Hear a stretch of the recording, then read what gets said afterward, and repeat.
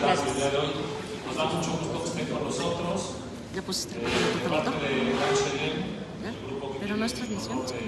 Representar a ASTON Martin en México, les doy la bienvenida. Estamos arrancando este fin de semana de Fórmula 1, uno de los fines de semana más divertidos de la ciudad. Y bueno, la cosa está muy interesante en el caso de ASTON Martin en la competencia por los puntos. Entonces, este es nuestro primer evento. Qué mejor forma de empezarlo que con el invitado que tenemos el día de hoy. Muchas gracias a todos por acompañarnos. Voy a cambiar a inglés. Nuestro invitado habla en inglés. I have the pleasure to introduce you to Marek Reichman. He's the Chief Creative Officer of ASTON Martin Lagonda. I was just saying it's an honor to have you here. And he's the best person who can speak about these beauties that we have the pleasure to sell and to drive and to enjoy here in Mexico. So, Marek, thanks for being here. All yours. Thank you very much. Buenos dias. But that's it for the Spanish. Good morning, and thank you again for coming in such great numbers as well to listen. We describe it as a masterclass. I'm going to go through what the brand stands for, what we do, and what we've been doing for 110 years, almost. Next year, we reach 110 years in the automotive industry. That's quite incredible for an automotive brand, but we have a mentality of a startup because of the pace of delivery of a new product that we're going through. I have been designing our cars now for 17 years, so my title is Chief Creative Officer, but effectively I get to do my favorite thing, which is draw beautiful objects. And those beautiful objects become dreams for many, many drivers and customers. So we're going to go through a little bit of the process, who we are and what we stand for. So we passionately shape the future of ultra-luxury British sports cars through a fusion of technology, craft and fearless vision. When you're 110 years old, you have heritage that is part of your makeup.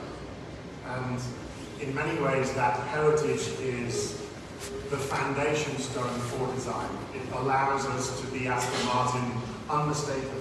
And as we go through the images, you'll see that some Aston Martins carry a grille, but some don't even carry a grille, but they still look like Aston Martins. That's the DNA that we put into the cars, the fearless vision that we have. And all of the products we ever produce, from a design perspective, are all based on the knowledge of golden proportion, the section that gives beauty through nature.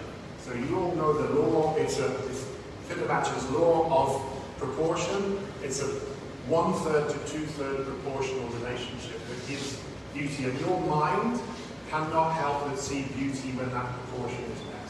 It's impossible for it to ignore it. Nature has been doing it for billions of years, and when you see a beautiful object, it fits within that proportion. The company started with two gentlemen who wanted to go racing. They bought cars called Singers, and they retrofitted them to make them lighter and drive faster, and they raced up Aston Hill. So when they started the company in 1913, they were going to be called Bamford and Martin Engineering.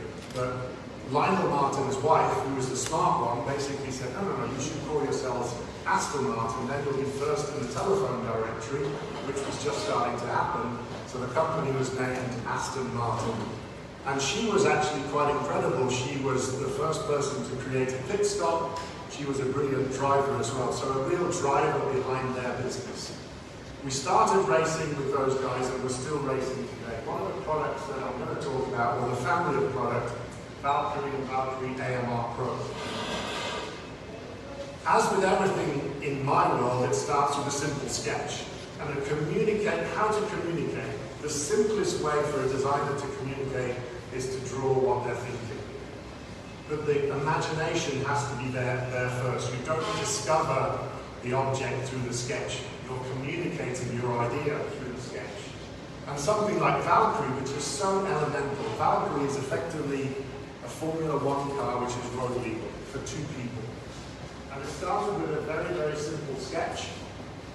Just like the Formula One cars today that have ground effect, not over-body aero, the underside of Valkyrie is very, very complex. And the upper surfaces just had to be very clean, very pure, and very simple.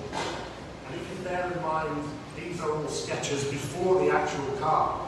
That's how detailed the designer's mind is thinking about the product before they actually draw it. Of course, we then produced our first concept car, which was where everyone signed up, and 150 of these cars are being made. We had 600 applicants. The average price is around £3 million, and they were sold out more or less within the first 4 weeks of introducing the cars, because it simply is an incredible product. It's a product that probably will never be repeated. It's a naturally aspirated V12, has the most amazing sound and the most amazing capability on road and on track. We started now to take customer deliveries and take customers on to events. You can see how tight the cabin is if you look at the image on the right there. I'm almost 2 meters, I'm 196, and I fit in this cabin. Of course I would, because I designed the car. But I wouldn't fit in a Formula One car, so that's the level of detail we would go into. But it's not just one car now, it's a family. So Valkyrie is a family. We have the coupe, we have the Spider now, 85 units, and then the Pro, which is 40 units, on track only. And there is the Pro. Believe it or not, it's a completely different chassis to the road car. It's a longer chassis, a longer wheelbase. It was designed to go to Le Mans. It was designed to go to the 24-hour race at Le Mans, and we're selling them as track units. And I have to say, the 17 years of being a part of the Aston Martin family, one of the most exciting days of my career, or vocation, however you want to put it, was being taken around Homestead Circuit in Miami in this car by a Le Mans winning driver, Andy Creo.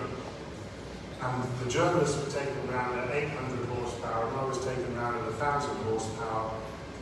And Andy just kept putting his thumbs up, and I just kept putting my thumbs up, and we were lapping and lapping and lapping, and my neck was getting more and more stiff, because you're encountering 4 Gs in lateral on most of the corners, about 4 Gs in forward, and 4 Gs in acceleration. And if you're not trained for that, your neck really feels it. So imagine the drivers on Sunday doing 2 hours at 5 and 6 Gs, not 4 Gs. They are incredible athletes, and this was one of the best moments of my life. I couldn't walk when I got out, but I was happy.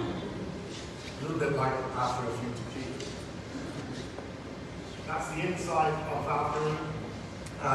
As you can see, it's just tuned for race car. But again, I fit inside on the passenger seat. I fit in this car fully clothed for race and helmeted as well. So quite an incredible package. So next in our lineage, and this is about part of this masterclass, if you like, is how do you get from Formula One to road cars? And the cars we've just talked about are all mid-engine cars. So the engine is not front mid, it's in the rear, behind the driver, just like a Formula One car. And if Valkyrie Spider and AMR Pro are all sold out as units, then we're introducing what we call Valhalla, which is the next level down. But by no means is it less of a product. It's just more convenient, easier to get into, easier to drive, all-wheel drive, and it's our first P-PET. So here's a quick video to entice you.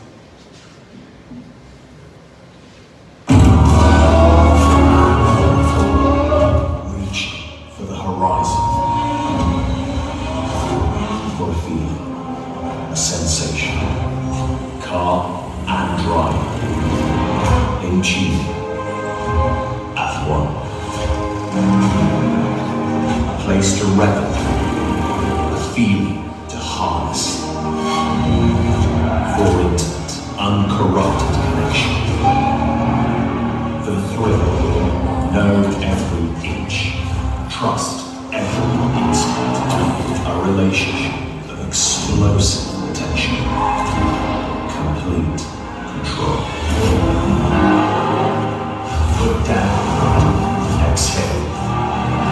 Let's go. Valhalla. For the mastery of driving.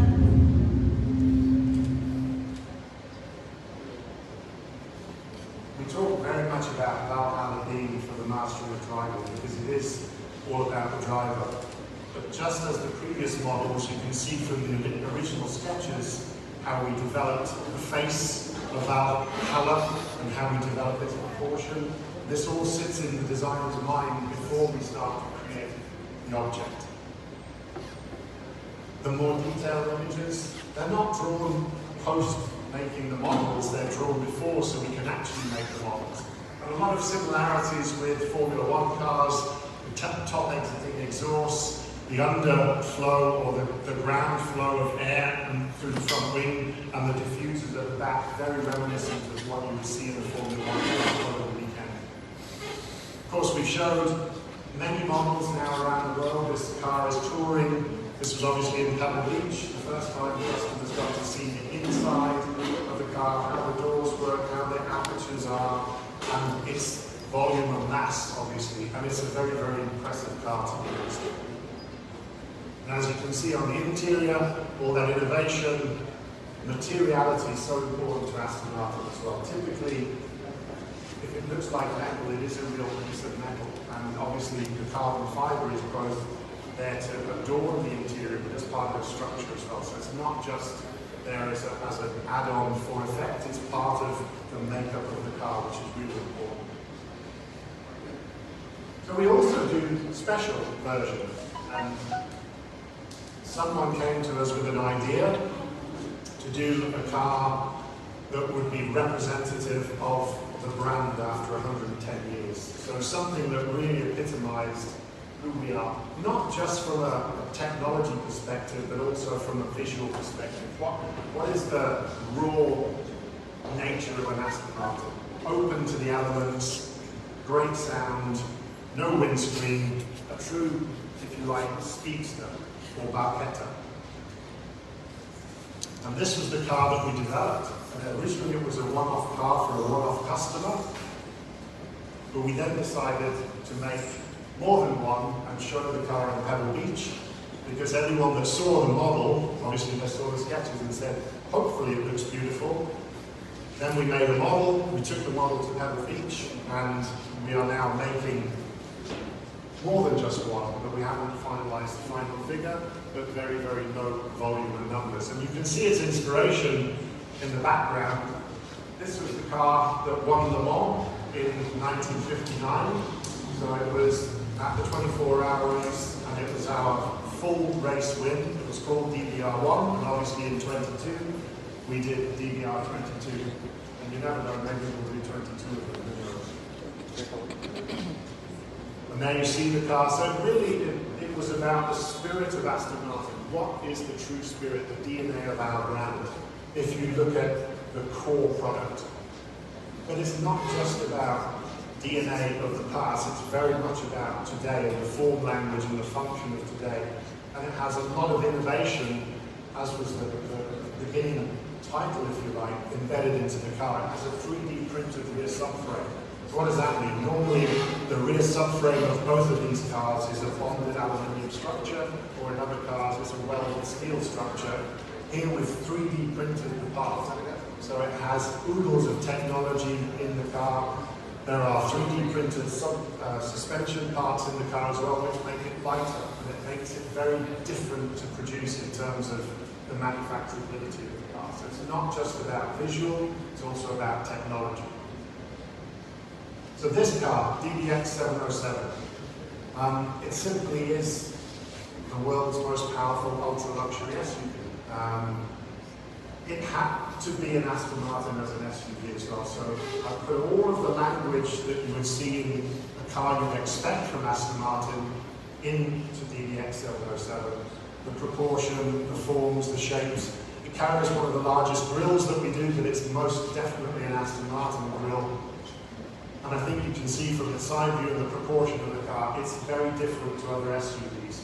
The magic thing about DBX 707 is I fit in the back easily with lots and lots of headroom. That's because this is our own platform. It's not a makeover on someone else's platform, it's our own bonded aluminium platform. Has almost perfect weight distribution, I think 48 to 52, and the delivery of torque to each axle makes it drive incredibly well. And if you read any reports about this car, it's just knocking our competition out of the park, which is very important when you have the tag of the world's most powerful ultra-luxury SUV. On the inside, as you'd expect, Aston Martin is very much about materiality. Our interiors are relatively calm. They should be a place that you enjoy. Most of the time, you fall in love with the exterior of the car. You fall in love with something you see on the street or an image or passing by, and it's the exterior. But you spend 99% of your time with the car on the inside. So the inside has to really represent what the exterior stands for and our brand stands for, which is you're hit by an amazing smell. The smell of the leather as you get in, the touch and the feel when you get in. Most of you, I guess most of the females, have a beautiful handbag and you can feel the texture of leather on your handbag. It's exactly the same. Our leathers are hides that come from long-haired cows. Does that make a difference? Yes, because a long-haired cow doesn't get bitten by a mosquito and doesn't get snagged on barbed wire, which means that when the hide is tanned, there are no scratches or grazes on the leather. So we don't have to coat the leather in a plastic, which is what many other manufacturers do to hide those blemishes. So when you get in, that's the natural hide smell that you smell. V12 Vantage, 249 units were produced of the Roadster and 333 units of the Coupe. It's the last time we put V12 into Vantage.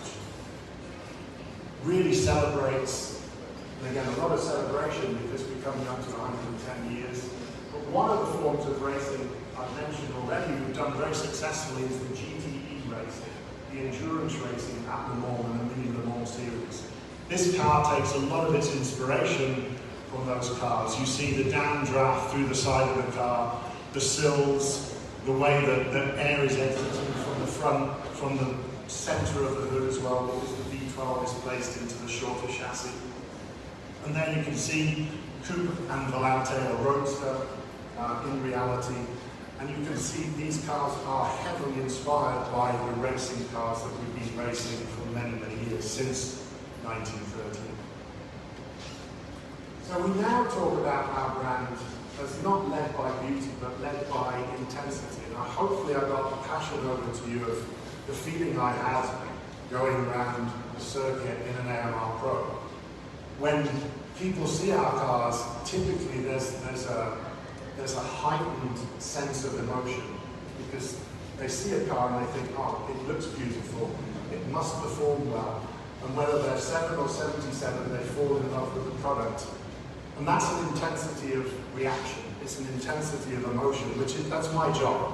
It's my job and my team's job to create those images, to create the forms, the shapes that people fall in love with.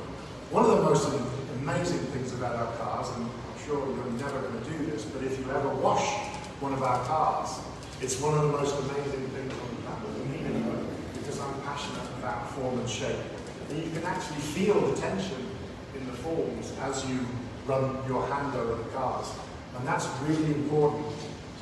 When you see a perfect highlight, when you see a perfect form, then your mind naturally sees it as something which is perfected, which has had the time spent to it, versus something where the highlights are imperfect. So it's all about intensity.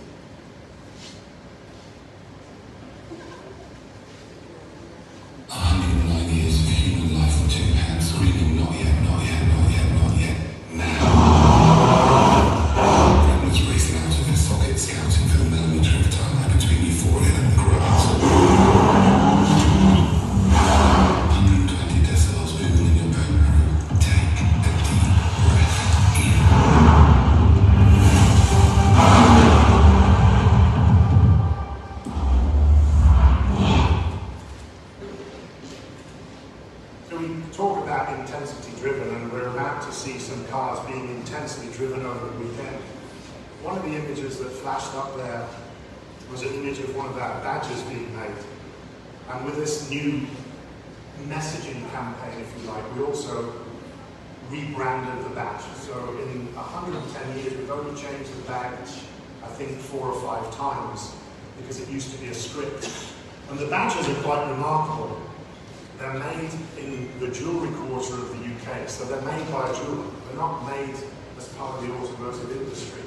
And the jeweller that makes them is responsible for making things like Olympic medals. So in their past, they've made Olympic medals that many athletes would have won. The process is still very traditional. It's a stamping of copper, which then gets coated and either enameled or, in this case, blackened. And if you were to take this badge off, it has a certain weight, it has a certain character and a certain gravitas to it as well.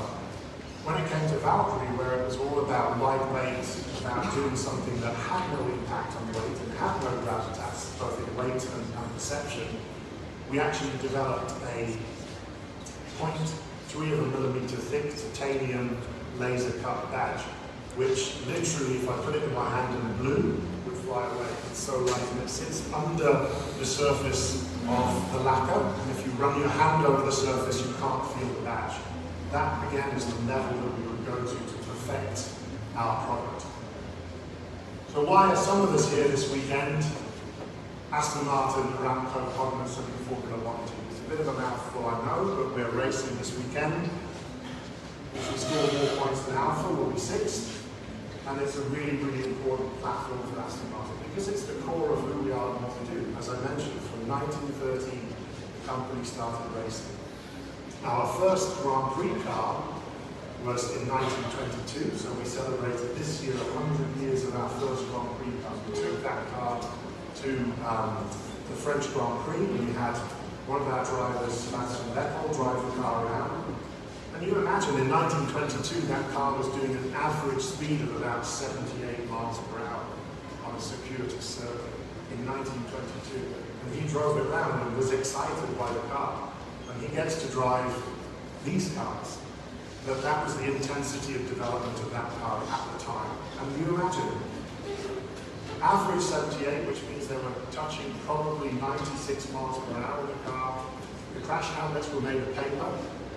There were no seat belts, the tires were so skinny.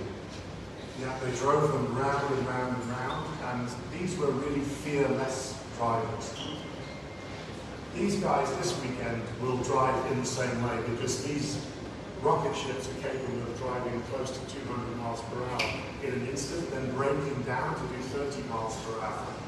And it's very much about the team spirit for Aston Martin. The elegance of the product, it's just a green car. We didn't want to have very dramatic graphics on the car because the green is what we're all about. Racing green of Aston Martin is so important to us. This weekend we will race. We'll race to get further up the field. We'll be more competitive here, just as we were in Austin. And that's me done, so thank you very much.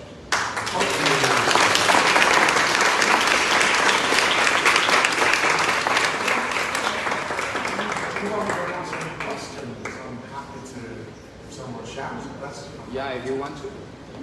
Okay. Please. Don't be shy. ¿Alguien quiere hacer una pregunta? What is your favorite Aston Martin? My favorite Aston Martin. The next one. I mean, it's so hard. I really think ¿Lo tiene Martín? 177, as you mentioned, was a seminal moment. First carbon fiber chassis.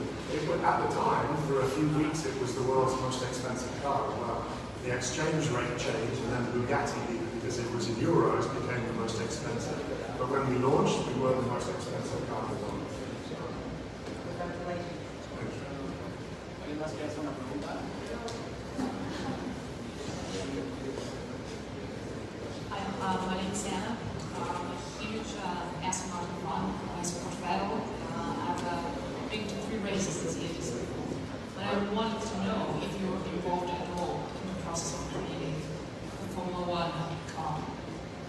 Not directly with the cars form and shape, because that's so much led by the technicians and the area analysis and chief technical officer, Andy Green.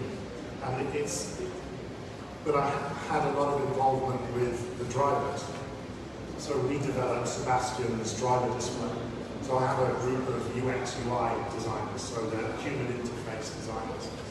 And when Seb got there, he wasn't happy with the layout on the screen, so we completely changed the layout so he could see his tire pressures, he could just read information easier. And that probably helped him. It doesn't sound like a lot, by 0.1 of a second per lap, which is huge in terms of Formula 1, just because he was able to see information easier. Lance then said, I want the same as Seb, because he saw the differences. And we also helped develop and design the tunnel that their knees sit in, because the FIA provides a certain material that you have to house in that square tub. And my trimmers, my interior designers, developed a shape so that we could reduce weight. You can't change the material, it's specified, but we reduced and changed the shape so it was easier to get in, more comfortable, and we took about 500 grams out of the car. And of course, the paint and the graphics is all down to my team as well. But I'm a big fan of it. Cheers.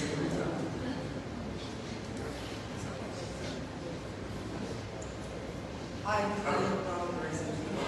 I wanted to know about your favorite part of the creative process. That's an interesting question. I think I split my team into create, develop, and deliver. The delivery bit is painful because no designer wants to do it. It's when you're arguing with an engineer over half a millimeter in the corner. But you can't. It's like if you build a house. You have to design the house, build a house, and then decorate. And the decoration is, for me, the least interesting part of that is the building. But you have to follow it. To be a true designer, you have to follow everything from cradle to grave. But I think it's the first time that you see a driving prototype, because before that, the sketch, I don't know, with the sketches that you saw, it's almost, it's a crazy affliction that artists have. I can't stop it. I'm not able to stop it, so it's not something I could say I enjoy. If I were on the phone and there was a napkin, I would draw something.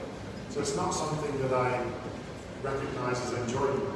But then when I see a full size of that sketch and the involvement of the team, and again, I'm orchestrating an orchestra, and the orchestra has to work, the violin has to be in tune, the cello has to be in tune. If they're not, the music sounds rubbish, therefore the car will be rubbish. So I enjoy the first time you see that endeavor moving. And when you see it moving, that's my favorite. Thank you. This is more of a personal question. Hi, my name is Manina, and my question to you is, how did you get started, and how did you know you wanted to be a car designer? How did I get started? Well, I'm one of two brothers, and my father, he was a blacksmith. So literally take a piece of metal and hammer it and make something. So as a youngster, I would sometimes go to his workplace and watch him turn these big chunks of steel into beautiful objects. And it was all in his head, most of it. There were no drawings, he would just make something, unless it was a commission. And I've never really thought about it, and his closest friend was a car mechanic of exotic cars. So my brother and I used to go visit at the weekends. They would go off in the room talking. We'd be bored, obviously, and my uncle Ziggy would say, boys, don't touch the cars. So we'd go into the garage, and of course we'd touch the cars. We'd get in the cars, try and start them, and he'd be like, did I hear you try to start? No, it must be something fell over it, So I just fell in love with cars then. And these were Maseratis, Alfa Romeos, Ferraris, Astons, Jaguars, from post and pre-war, because he had the ability to tune cars by sound. So carburetor tuning by sound, and very few people can do it. So people used to go to it. I then put two and two together and said, the old man makes metal objects. Ziggy has these amazing things. Surely someone designs cars. And I just studied more and more. became an industrial designer, then a master's in car design, and my first job took me to California, and from then on, here I am.